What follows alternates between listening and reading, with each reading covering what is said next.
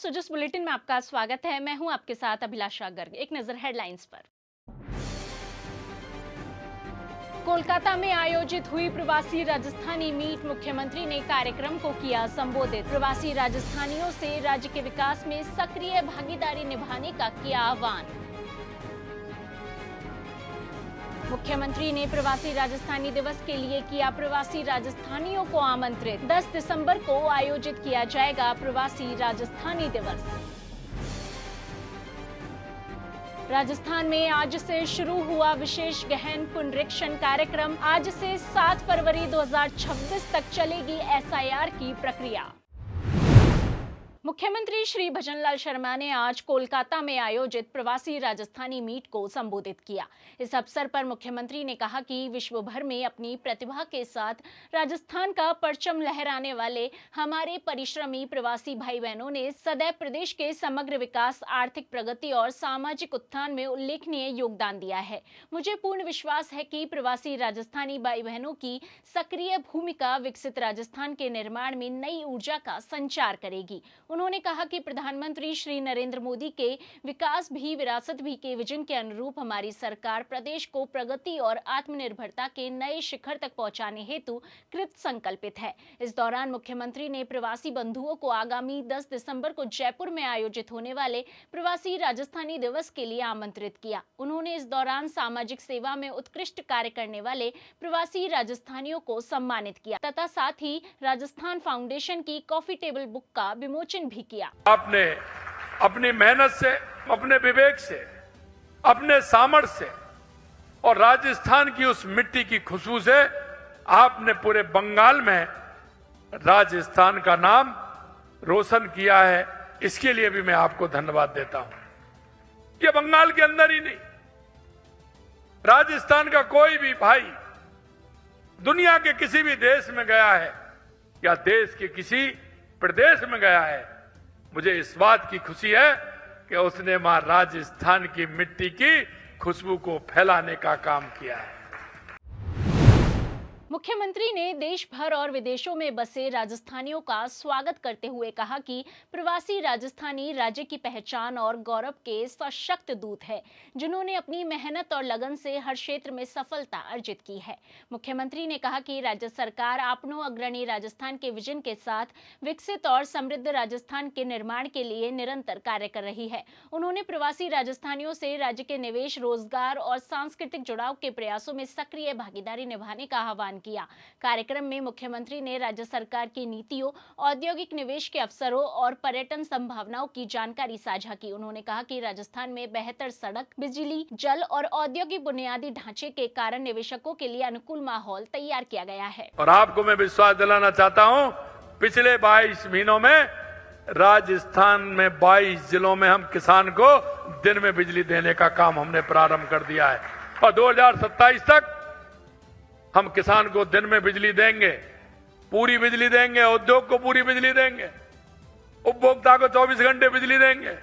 उसके क्षेत्र में भी लगातार देश के यशस्वी प्रधानमंत्री नरेंद्र मोदी जी के नेतृत्व में लगातार काम हो रहा है। मुख्यमंत्री श्री भजनलाल शर्मा ने जयपुर के मनोहरपुर क्षेत्र में हुई बस दुर्घटना में हुई जनहानि पर गहरा दुख व्यक्त किया है। उन्होंने कहा कि यह हृदय विदारक घटना अत्यंत पीड़ादायक है। मुख्यमंत्री ने प्रशासन को निर्देश दिए हैं कि घायलों को सर्वोत्तम चिकित्सा सुविधा उपलब्ध कराई जाए और राहत और बचाव कार्यों में किसी भी प्रकार की कोताही न बरती जाए। मुख्यमंत्री ने दिवंगतों के परिजनों के प्रति गहरी संवेदना व्यक्त करते हुए ईश्वर से प्रार्थना की है कि वे दिवंगत आत्माओं को अपने श्री चरणों में स्थान दे और घायलों को शीघ्र स्वास्थ्य लाभ प्रदान करे। वहीं इसी कड़ी में मुख्यमंत्री श्री भजनलाल शर्मा ने केंद्रीय कृषि एवं किसान कल्याण मंत्री श्री शिवराज सिंह चौहान से स्नेहपूर्ण भेंट की और उनके साथ कृषि मंत्रालय के अधिकारियों के साथ बैठक ली। बैठक में राजस्थान के किसानों के हितों से जुड़े अनेक विषयों पर विस्तार से चर्चा हुई। मुख्यमंत्री ने राज्य में सिंचाई सुविधा को सुदृढ़ बनाने हेतु टाकों की व्यवस्था को जारी रखने, पर ड्रॉप मोर क्रॉप योजना में राजस्थान की हिस्सेदारी को बढ़ाने तथा योजना के अंतर्गत सांकेतिक आवंटन में वृद्धि वृद्धि करने का प्रस्ताव रखा। इसी के साथ ही मुख्यमंत्री ने राष्ट्रीय खाद्य सुरक्षा और पोषण मिशन की उपयोजनाओं में तारबंदी कार्यक्रम को यथावत बनाए रखने और दलहन उपयोजना के अंतर्गत कांटेदार तारबंदी पर अनुदान स्वीकृति जैसे किसान हितैषी विषयों पर सार्थक निर्णय लिए गए। इस अवसर पर मुख्यमंत्री ने कहा कि प्रधानमंत्री श्री नरेंद्र मोदी के नेतृत्व में डबल इंजन की सरकार खेती के उन्नयन और किसान कल्याण के प्रति पूर्ण रूप से संकल्पबद्ध है। उन्होंने प्रदेश के किसानों के हितों में लिए गए इन निर्णयों के लिए केंद्रीय कृषि एवं किसान कल्याण मंत्री श्री चौहान का हृदय से आभार व्यक्त किया। आदरणीय भजन लाल शर्मा जी को बधाई दूंगा। वो बहुत बेहतर काम कर रहे हैं राजस्थान के विकास के लिए और वहाँ की जनता के कल्याण के लिए, किसानों के कल्याण के लिए भी उन्होंने कई योजनाएं चलाई है और भारत सरकार की योजनाओं का बेहतर क्रियान्वयन किया है। और इसलिए चाहे वो तार बाढ़ का मामला हो, पहले एक फसल के लिए था, उन्होंने कहा था कि नहीं बाकी फसलों के लिए भी लागू होना चाहिए, वो भी हम लागू करने का काम कर रहे हैं। राजस्थान के 8 जिले जहाँ उत्पादकता एवरेज से कम थी, उन्होंने कहा था कि यहाँ विशेष प्रयास किए जाने चाहिए ताकि किसानों का उत्पादन बढ़े। रेनफेड एरिया, सूखे एरिया जहाँ पानी कम था, तो मुझे कहते हुए प्रसन्नता, वो 8 जिले प्रधानमंत्री धन धान्य कृषि योजना के अंतर्गत उन जिलों को ले लिया गया है और अब 11 विभागों की 36 योजनाओं को हम अब फोकस करके लागू करने का काम करेंगे। ग्रामीण विकास मंत्री माननीय वाले शिवराज सिंह चौहान साहब के साथ मीटिंग थी। राजस्थान की कई इशू थे। प्रमुख जो अंग हमारे जो टाँके हमारे राजस्थान के अंदर बनते हैं जिनसे पानी का होता है, उसके लिए एक ऑर्डर निकल गया था कि उसके लिए तो यहाँ से पैसा मिलता है वो आगे अगर सिंचाई के काम में लेते हैं तो वो नहीं मिलेगा। मैं धन्यवाद देना चाहता हूँ माननीय शिवराज सिंह जी को कि उन्होंने उसको दोबारा से जो स्कीम थी उसको पूरे राजस्थान के अंदर आगे बनवाने का आज आदेश किए हैं। इसके लिए मैं धन्यवाद देता हूँ। ऐसे और कई विषय हैं हमारे पंचायत का। विशेष गहन पुनरीक्षण कार्यक्रम के तहत राजस्थान में आज से 7 फरवरी 2026 तक मतदाता सूची के पुनरीक्षण की प्रक्रिया संचालित की जाएगी।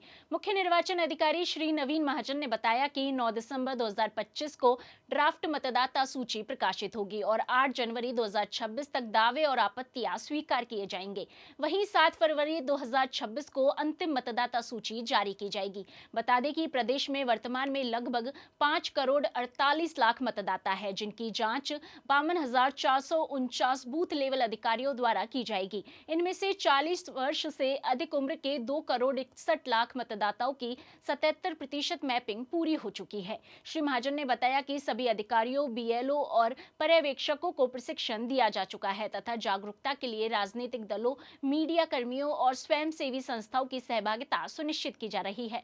उन्होंने कहा कि book A call with BLO सुविधा के माध्यम से मतदाता सीधे ही बीएलओ से संपर्क कर सकते हैं। साथ ही मतदाता सूची संबंधी जानकारी voters.eci.gov.in पर उपलब्ध है।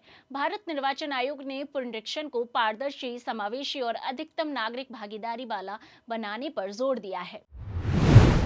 मुख्यमंत्री श्री भजन लाल शर्मा के नेतृत्व में राज्य सरकार प्रदेश में व्यापारिक गतिविधियों को प्रोत्साहित करने के साथ ही श्रमिकों के कल्याण और उनकी सुरक्षा के लिए प्रतिबद्ध होकर कार्य कर रही है।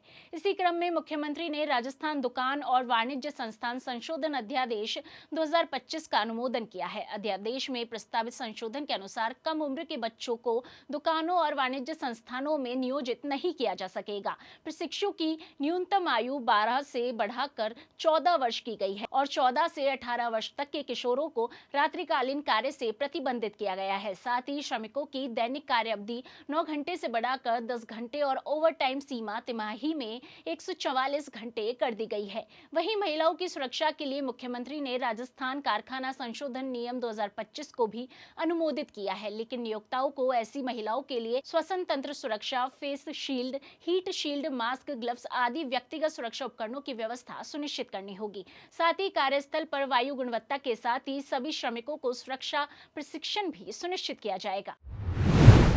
जिस बुलेटिन में आज के लिए इतना ही, फिर होगी आपसे मुलाकात। तब तक के लिए नमस्कार।